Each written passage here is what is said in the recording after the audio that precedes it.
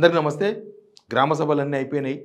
ఇక కొన్ని గంటల్లోనే 4 పథకాలు ప్రభుత్వం లాంచ్ చేయబోతుంది. ఆ మధ్యలో ఏం జరిగిందని చాలా ఇంపార్టెంట్. ఆ లాంచింగ్ ఏంది, అసలు వీళ్ళు ఏం చేయదలుచుకున్నారు, ఇప్పటి కూడా ప్రభుత్వానికి క్లారిటీ ఉందా లేదా అనే విషయాల మీద నేను ఈ వీడియో చేస్తున్నా. ఏమైందంటే ఉదయం 9:30 10 గంటలకు సీఎం రేవంత్ రెడ్డి అందుబాటులో ఉన్న మంత్రులను కమాండ్ కంట్రోల్ రూమ్కు సమావేశానికి పిలుచుకొని ఏం చేయాలి, ఏంది ఏం కథ అని ఎక్కువసేపే మాట్లాడుకోలే. వితిన్ 1 అవర్ లోపలనే మీటింగ్ ముగించేసినారు. ఎందుకంటే అలా క్లారిటీ ఉంది. నిన్న మొన్న రోజులు మీటింగ్లో ఏం జరిగిందో మనకు తెలుసు కదా. గ్రామ సభలలో తనుకున్నారు, కొట్టుకున్నారు, అన్నీ అయిపోయినాయి. అసలు అధికారులు వాళ్ళ ప్రాణాలు అరచేతిలో పెట్టుకొని అక్కడ కూర్చోవాల్సి వచ్చింది. కాంగ్రెస్ ఎమ్మెల్యేలు ఎవరు గ్రామ సభలకు పోయే ధైర్యం చేయలేదు. ధైర్యం చేసి ముందరకు పోయిన వాళ్ళు మళ్ళీ అదే ధైర్యంతో వెనుకకు రావాల్సి వచ్చింది. మనం చూసినాం కదా, చాలామందిని చూసినాం. మాట్లాడాలని కూడా ఆలేరు ఎమ్మెల్యేని చూసినాము, తుంగుతుర్తి ఎమ్మెల్యేని చూసినాము, ఇట్లా కొంతమంది ఎమ్మెల్యేలను చూసినాం. పోయిన వాళ్ళు పోయినట్టే మళ్ళీ అదే స్పీడ్తోన పోలీసుల అండతోన వెనుకకు వచ్చేసిండ్రు.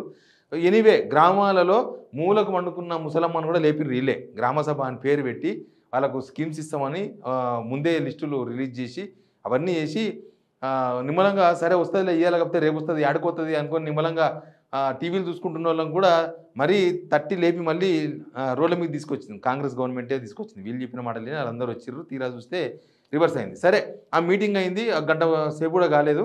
మీటింగ్ తర్వాత యాక్చువల్గా అయితే రేవంత్ రెడ్డి మాట్లాడతారు, ముఖ్యమంత్రి మాట్లాడతారు అనుకున్నాము. కానీ ఫస్ట్ ముఖ్యమంత్రి మాట్లాడతారన్నంత బిల్డప్ వచ్చింది. కానీ ఏమైందో సడన్గా ముఖ్యమంత్రి కాదు బట్టి విక్రమార్క మాట్లాడతారన్నారు. తర్వాత బట్టి విక్రమార్క కాదు మొత్తం 4 మినిస్టర్స్ మాట్లాడతారని ఇంకొకటి వచ్చింది. మొత్తానికి 4 మినిస్టర్స్ ఎవరు? బట్టి విక్రమార్క, ఉత్తమ్ కుమార్ రెడ్డి గారు, తర్వాత పొంగులేటి శ్రీనివాస్ రెడ్డి గారు ఉన్నారు, తర్వాత తుమ్మల నాగేశ్వరరావు గారు, బట్టి గారు, ఇట్లా మొత్తం 4 ఉన్నారు. 4 కూర్చొని మాట్లాడేసాను. కానీ చాలా వాళ్ళు ఒక విషయాన్ని ఒకటి చెప్పిండ్రు. అసలు బట్టి విక్రమార్క అయితే నిన్ననే మాట్లాడిన మాటలకు ఈరోజు మాట్లాడికి చాలా తేడా ఉంది. నిన్న ఏమన్నాడు ఆయన, ఆ వీడియో చూస్తారు కదా. మీరు ఇప్పుడు తెల్ల రేషన్ కార్డు ఇస్తున్నారు, ఇందిరమ్మ ఇల్లు ఇస్తున్నారు. తెల్ల రేషన్ కార్డు ఉన్న వాళ్ళకే ఇందిరమ్మ ఇల్లు అంటున్నారు. తెల్ల రేషన్ కార్డు వచ్చినటువంటి వాళ్ళ లిస్టులో ఇందిరమ్మ ఇల్లు శాంక్షన్ వచ్చినటువంటి లిస్టులో పేర్లు ఉండట్లేదు అనే అనుమానాలు కూడా ఉన్నాయి. మీకు ఏ అనుమానాలు అవసరం లేదు. ఇంతవరకు అసలు లిస్ట్ శాంక్షన్ క్లియర్ చేసి శాంక్షన్ చేస్తే కదా ఇళ్ళకు సంబంధించి హౌసింగ్ మంత్రి గారు కానీ, లేకపోతే రేషన్ కార్డులకు సంబంధించి సివిల్ సప్లైస్ మంత్రి గారు కానీ, ఇంతవరకు ఒక ఇల్లు కూడా ఒక రేషన్ కార్డు కూడా ఇంకా శాంక్షన్ చేయలేదు. ఇవన్నీ అప్లికెంట్స్ పేర్లే అనౌన్స్ చేస్తుంది. ఈరోజు మాట్లాడిన వీడియో కూడా చూస్తారు కదా. ఏమంటాడు, నిన్ననేమో అసలు ఎవరికి ఇంతవరకు లబ్ధిదారులను ఎంపిక చేయలేదు, అసలు లబ్ధిదారులను మేము ఇంతవరకు ఎక్కడ సెలెక్ట్ చేయలేదు, ఎవరికి ఒక రేషన్ కార్డు ఇవ్వలేదు, ఎవరికి ఏమి ఇవ్వలేదు, అసలు లబ్ధిదారులు చెక్ కాలే, జస్ట్ అప్లై చేస్తున్న వాళ్ళ లిస్ట్ మాత్రమే అని చెప్పిండు.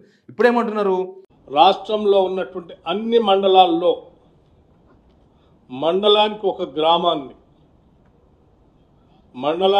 గ్రామాన్ని యూనిట్గా తీసుకొని ఆ గ్రామంలో పూర్తిగా శాచురేషన్ పద్ధతిలో ఈ 4 పథకాలని రేపు పూర్తి చేయబోతా ఉన్నాం.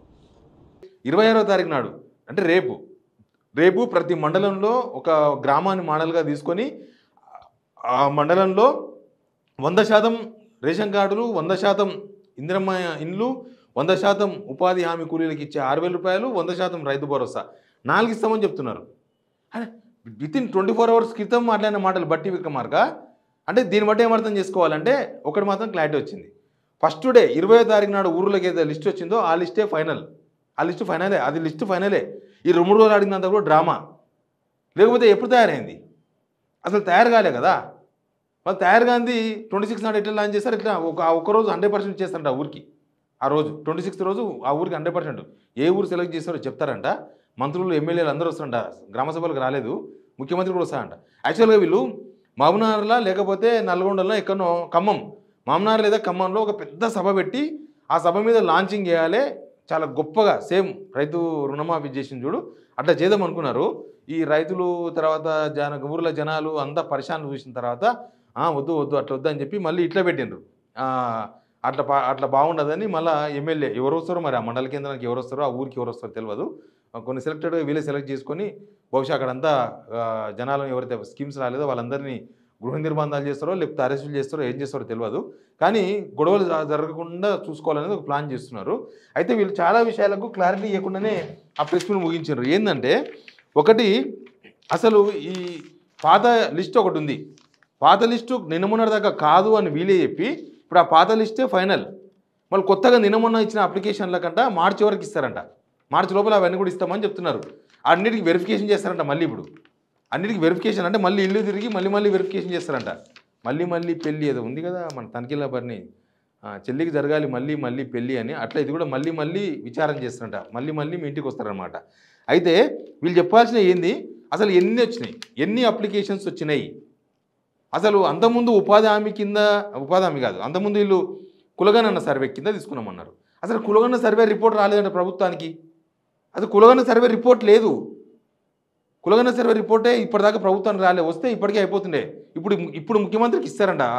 ఏకసభ్య కమిషన్ ఏదో ఉంది కదా, వాళ్ళు ఇప్పుడు ఇస్తారంట కులగణన సర్వే రిపోర్టు. మళ్ళీ కులగణన సర్వే రిపోర్ట్ రాకుండా ఏం బేసుడు ఆ లిస్టులు మొన్న వచ్చిన లిస్టులే ఫైనల్ చేసిరు అనే దానికి నో ఆన్సర్. పోనీ ప్రజాపాలన దరఖాస్తులు వచ్చినాయి, ప్రజాపాలన దరఖాస్తులు ఫైనల్ చేసి అనుకుందామా. ప్రజాపాలన దరఖాస్తుల మీద ఒక రిపోర్టర్ ఒక క్వశ్చన్ అడిగింది బట్టి విక్రమార్కన్. ఎట్లా లేచిపోయింది తెలుసా? సరైన సమాధానం చెప్పకుండా మళ్ళీ క్వశ్చన్ ఇస్తామని భయంతోనా, నీది ఏ ఛానల్, నీది ఏం పేరు, నువ్వు ఎందుకు అడుగుతున్నావు క్వశ్చన్ అని చెప్పి ఒకసారి చూడండి వీడియో. ఓవరాల్గా 1,10,00,000 సంబంధించిన దరఖాస్తులు ఏమైనాయి?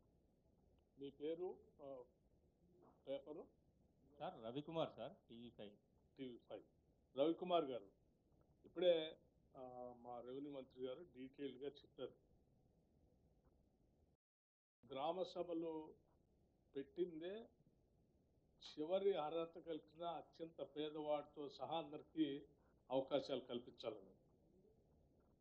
దాంట్లో భాగంగానే నంబర్ ఆఫ్ అప్లికేషన్స్ వచ్చాయి మీరు చెప్పినట్టు.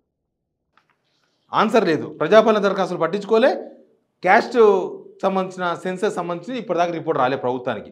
ఆ లిస్టులు ఎట్లా ఫైన్ అయినాయో తెలియదు.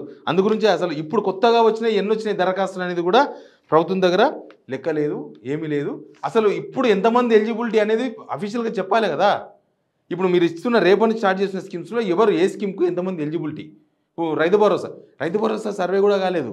రైతు భరోసా సర్వే ఆగిపోయింది. నిన్ననే మొన్న చూసిన ఒక అధికారిక పేపర్లో ఆగిపోయింది మొత్తం. ఏంటంటే ఇదంతా బిజీగా ఉన్నాయి, గ్రామ సభలు నడుస్తున్నాయి కాబట్టి ప్రస్తుతానికి ఆగింది. ఈ వ్యవసాయ యోగ్యమైన భూములు ఏంది, యోగ్యంగా భూములు ఏంది తేల్చాలి. ఇప్పటిదాకా ప్రభుత్వానికి రిపోర్ట్ రాలే. రిపోర్ట్ వస్తే ప్రభుత్వం బయట పెట్టాలి కదా. ప్రభుత్వం రిపోర్ట్ కూడా బయట పెట్టలేదు, రాలే. అసలు రిపోర్ట్ మధ్యలో ఆగిపోయింది. మరి రైతు భరోసాకు రేపటికి వెళ్ళి స్టార్ట్ చేస్తామంటున్నారు. అది ఎట్లా ఇస్తారో తెలియదు, ఎన్ని ఎకరాలకు ఇస్తారో తెలియదు, లెక్కలేదు. ఎన్ని ఎకరాలకు ఇస్తారు, ఎన్ని ఎకరాలు లెక్క తేలింది ఇప్పటిదాకా ప్రభుత్వం దగ్గర లెక్కలేదు. ఇందిరమ్మ ఇళ్లకు ఇప్పుడు ఉన్న పాత లిస్టులు, మొన్న 20 తారీఖు నాడు రాత్రి వచ్చిన లిస్టులు ఎన్ని, అసలు ఇప్పుడు వచ్చిన అప్లికేషన్స్ ఎన్ని క్లారిటీ లేదు. తర్వాత 6,000 రూపాయలు కూలీలకు ఇస్తామన్నారు. అసలు ఏ ఊర్లో ఎంతమంది ఉన్నారో ప్రభుత్వం ఇప్పటిదాకా పారదర్శకంగా ఓపెన్గా లిస్టు బయటపెట్టలేదు. మొన్న వచ్చిన కొత్త అప్లికేషన్స్ అన్న కూడా తెలియదు. మొత్తంగా వీళ్ళ ప్రెస్ మీట్ అంతా చూసిన తర్వాత వీళ్ళు ఏదో భయంగా ప్రెస్ వాళ్ళు ఏమడుగుతారో, ఏం కథనో, ఏం క్వశ్చన్లకు ఆన్సర్ చెప్పాల్సి వస్తావో అన్నట్టు ఇట్లా బిగబట్టుకొని కూర్చున్నారు ప్రెస్ మీట్లో. ఈ లెక్కను బట్టి చూస్తే వీళ్ళు ఏ పూటకు ఆ మూటనే మాట్లాడాలని డిసైడ్ అయినారు. మొన్న మాట్లాడింది నిన్న మాట్లాడింది ఇయ్యాల మాట్లాడింది ఇప్పుడు మాట్లాడింది కొద్దిసేపటి తర్వాత మాట్లాడద్దు. ఇది కన్ఫామ్గా డిసైడ్ అయినట్టు. ఈ పరిస్థితులు కనుక కరెక్ట్గా ఉంటే రేవంత్ రెడ్డి మీడియా ముందుకు వచ్చి మాట్లాడేవాడు 100%. పరిస్థితులు తారుమారయ్యి పరిశాన్ అయ్యి ఉన్నది ఉన్నట్టు లేని ఉన్నట్టు కనబడుతుంది వాళ్ళకు. అందుకే మొత్తానికి ఏదో మళ్ళీ మసి ఊసి మారేడుగా చేసే ప్రయత్నంలో భాగంగా ఈ ప్రెస్ మీట్ ఒకటి విడగలిగింది, కానీ ఏం చెప్పలేకపోయినరు. కానీ ఒక్కటి మాత్రం ఫైనల్గా చెప్తా, మొన్న రాత్రి 20 తారీఖు నాడు గ్రామాలకు వచ్చిన లిస్ట్ ఉంది కదా, అదే ఫైనల్. ఇక రేపు ఏమవుతుందో, ఎట్లు ఇస్తారో, అది అవుతుందా కాదా, ప్రభుత్వం వాళ్ళ దగ్గర ఏ లెక్కలు లేవు, ఏ పత్రాలు లేవు, ఏమీ లేవు. Please subscribe signal TV.